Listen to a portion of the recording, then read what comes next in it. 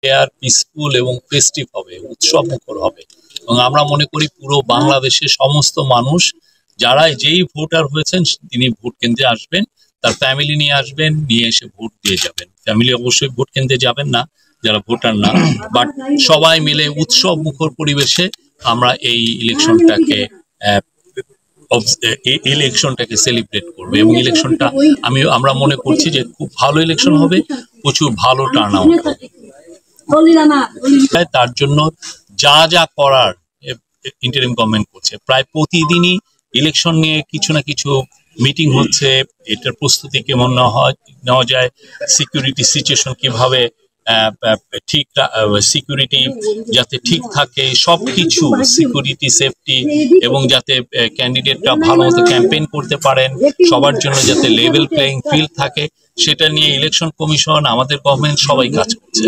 এবং আমরা তো বলেছি যে 8 লক্ষের উপরে পুলিশ, আনসার, বিজিবি, কোস্টগার্ড এরা থাকবেন, সাথে মিলিটারি ট্রুপসও থাকছেন অ্যাটলিস্ট 80,000-এর মতো। তো আমরা আশা করছি ভালো একটা ইলেকশন হবে এবং এটা বাংলাদেশের সামনের পলিটিক্সের সামনের আমাদের রাষ্ট্র গঠনে, দেশ গঠনে এটার একটা দিক নির্দেশনা মূলক নির্বাচন হবে।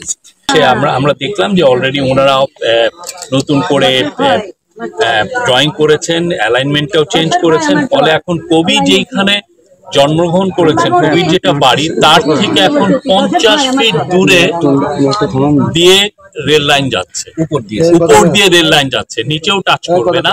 হ্যাঁ, আর হচ্ছে কবির তারও পাশে একটা বাড়ি, যেখানে কবিতা লিখতেন যেটা বলা হয়, তো তারও অনেক 10-12 ফুট দূরে দিয়ে যাচ্ছে।